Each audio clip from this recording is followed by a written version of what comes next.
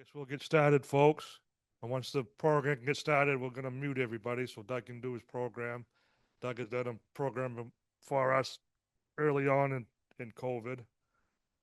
And just reminder of those that haven't paid their dues yet, we're still in renewal session. And with that being said, have it away, Doug.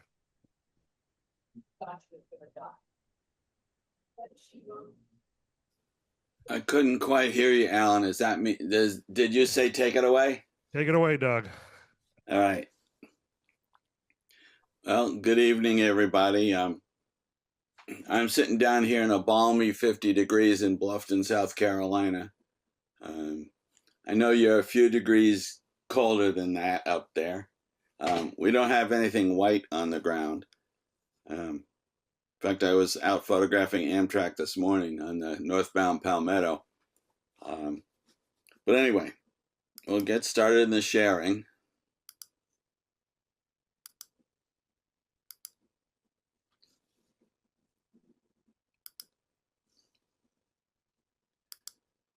Okay, my program tonight I have called STEAM times 3.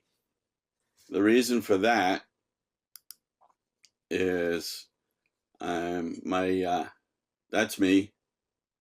I do adventures on occasion, and this is basically get busy living. In other words, go out and do stuff. I participated in 3 Trains Magazine STEAM charters. First one of October 21, then January and February of 22. First up was the Nevada Northern Railway in Ely, Nevada. Then in January down to the U.S. Sugar Railroad's Sugar Express in Clewiston, Florida. And then ended up at the Western Maryland Scenic. Wait a minute. Western Maryland Scenic in Cumberland, Maryland. All 3 charters, as I said, were set up by Jim Wren and Trains Magazine. Now, the first one, and the only time I've been out to Ely, is the Trains Magazine during COVID wanted to celebrate their 80th birthday, but they couldn't do it. So they waited to the 81, which coincided with the return to operations of Nevada Northern number 81, which is 1917 Baldwin 280. And out in Ely, the weekend of October 8, 9, and 10 was a very special weekend, not only for Trains Magazine, but also for myself and a lot of the photographers, and especially me, because I hadn't been there before and always wanted to go. And then we also used Alco 1909 Alco number 93, another 280 that runs at the Nevada Northern. Now, in Ely, in case you didn't know, it was in the middle of nowhere. It's along Route 50, which is the loneliest road in the U.S., so it says. But it's where Route 6, that starts in Provincetown, Massachusetts, ends up in Bishop, California, goes through Ely. 93 starts in Canada and Montana and goes down to Mexico and Arizona or New Mexico, I forget which. And then 50 starts in Ocean City, Maryland, and goes out to the West Coast. So 3 big routes, very well known in the country, come through Ely. For those of you who are modelers, downtown Ely is pretty classic. Some neat old buildings, the Hotel Nevada. And being Nevada, they do have a red light district right at the edge of town. Nevada Northern still has 5 existing stations. It runs the line ran from the main line connection in Wells, Nevada, down 140 miles to Ely. The Curry, Cherry Creek, McGill, East Ely, and downtown Ely depots are still in existence. Starting with Curry, it's in rough shape right now, but there are plans by the railroad to move it closer to Ely and use it as a structure for the railroad to go to and from.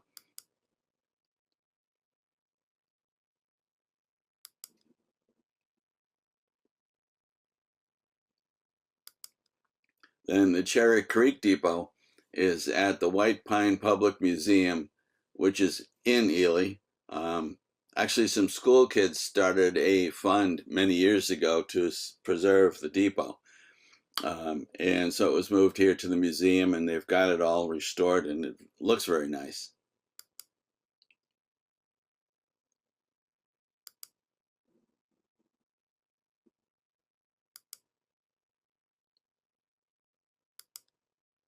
And up in McGill, this is where the smelter was for the ore that was taken out of the mines down by Ely and east of Ely, west rather of Ely, in the Kennecott Copper mine sites. This depot has been somewhat restored. The Nevada Northern has applied for and gotten a grant to restore the track from Ely up here to McGill. It's about 15 miles, if I remember correctly. Would be a nice ride. I don't know how the progress is on getting back up here, but station's some really good shape.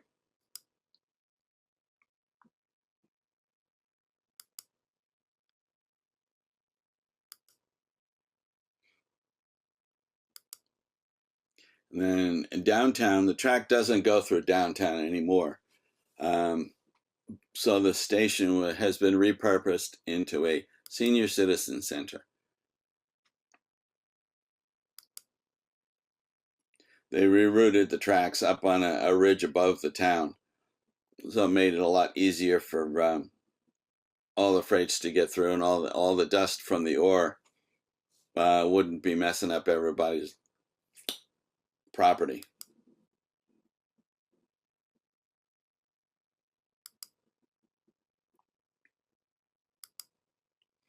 And the main depot, headquarters of the railroad. Their archives are here. The gift shop is here. Museum is here. Ticket office is here. If you go visit the Nevada Northern, you go in and out of this building.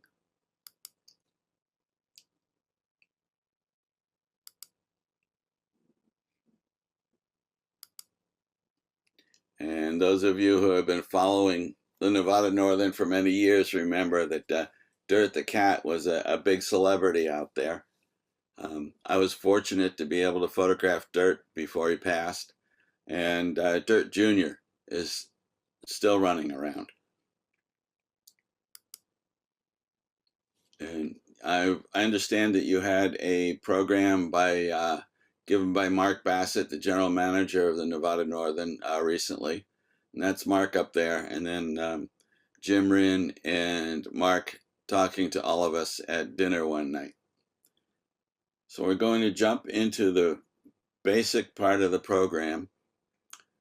It will be my views of the photo charter we did both Friday afternoon, Saturday, and Sunday on the Nevada Northern, including a night photo session.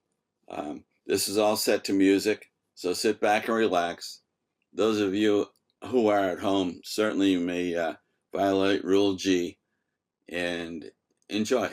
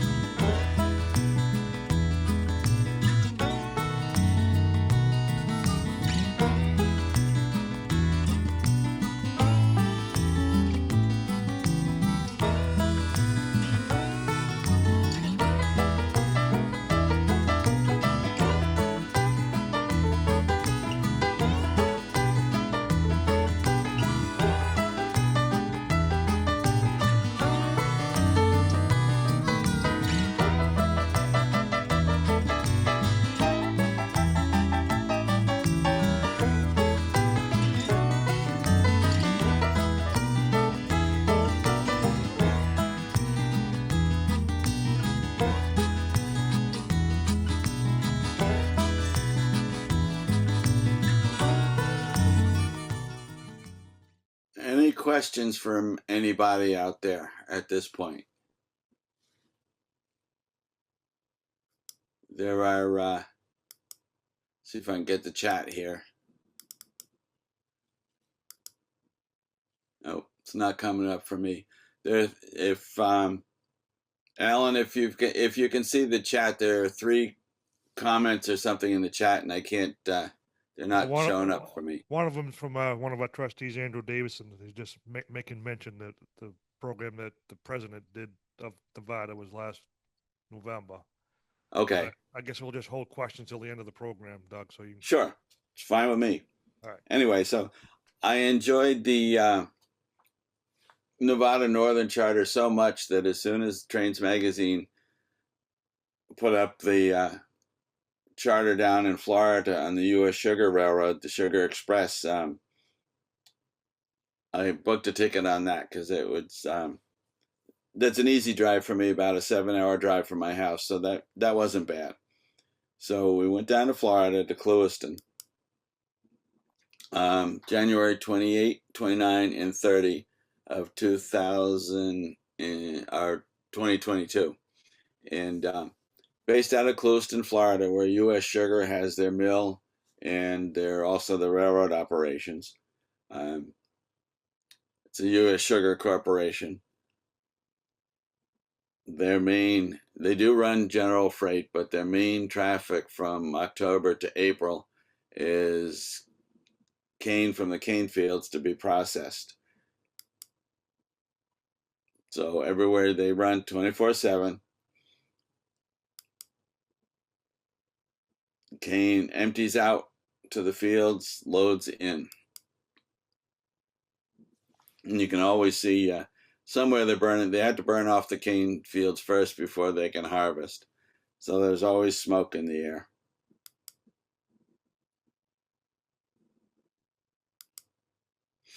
And one of the good locations to photograph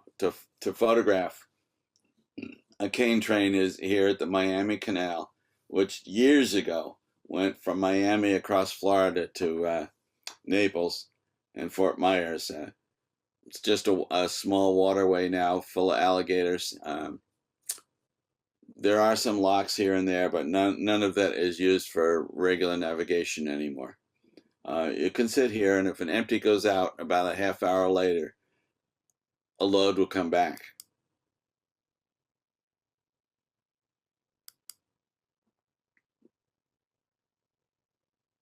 Just don't go near the water. So U.S. Sugar 148 was the locomotive. It had been on U.S. Sugar decades ago, and then it was sold into private hands. It floated around the Northeast for a while, and then U.S. Sugar bought it back, had it restored, and now it's running on the Sugar Express out of Clewiston. And also Lake Placid. There is a Lake Placid in Florida. On regular excursions and charters. So this is the first excursion that was run with 148 once it was put back in service.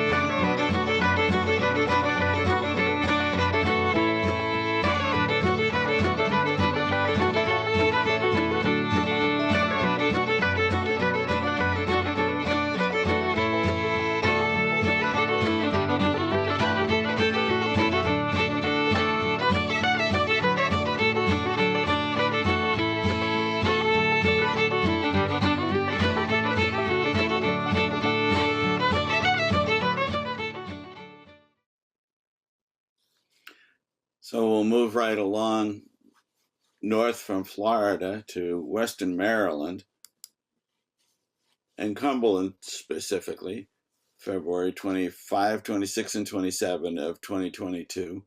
The debut charter of the CNO 1309, which had been many years and a big struggle to get running again by the Western Maryland Scenic. But Drains was a big sponsor of the restoration, and they got the first charter. So it was fun, a lot of fun. And the locomotive looked great, sounded great. We had a good time.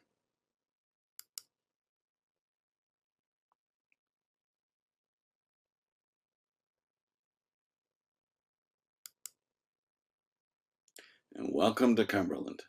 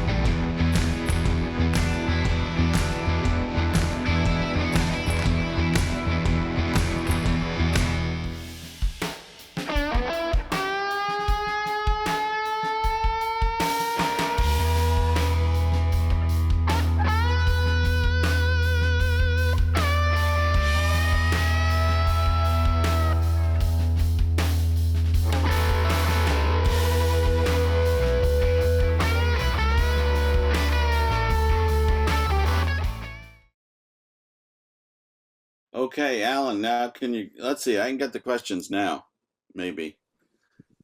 You able to see him, Doug? Yeah, Colin liked the steam powered crane.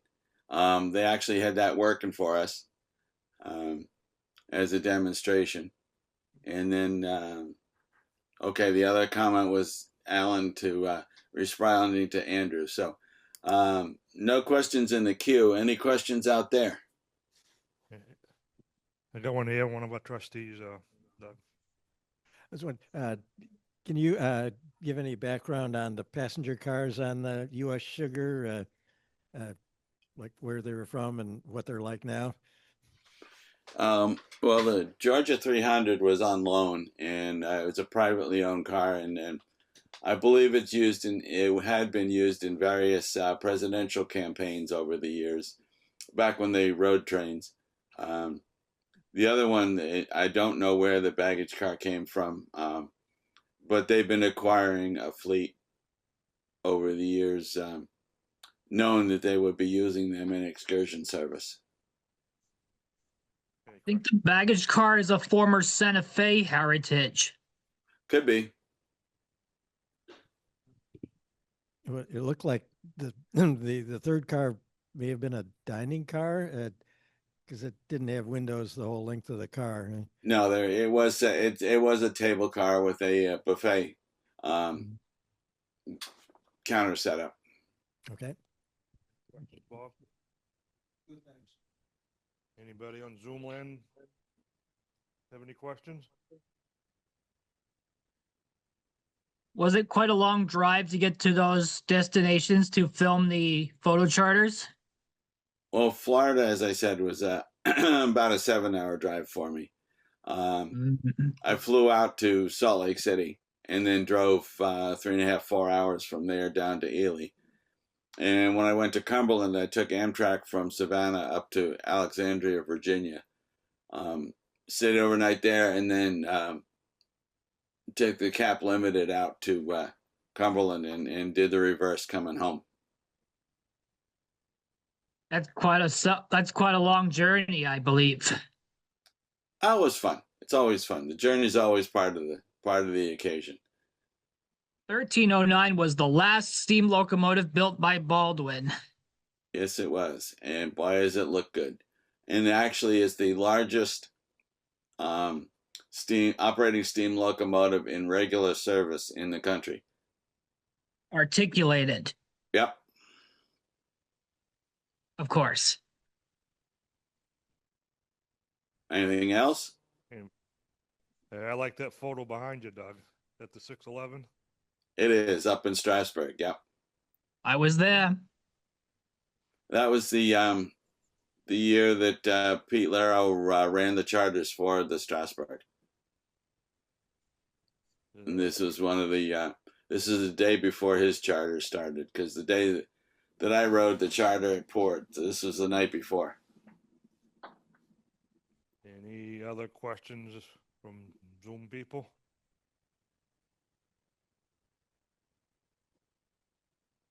Well, I don't know if any of you knew out in Zoom land that my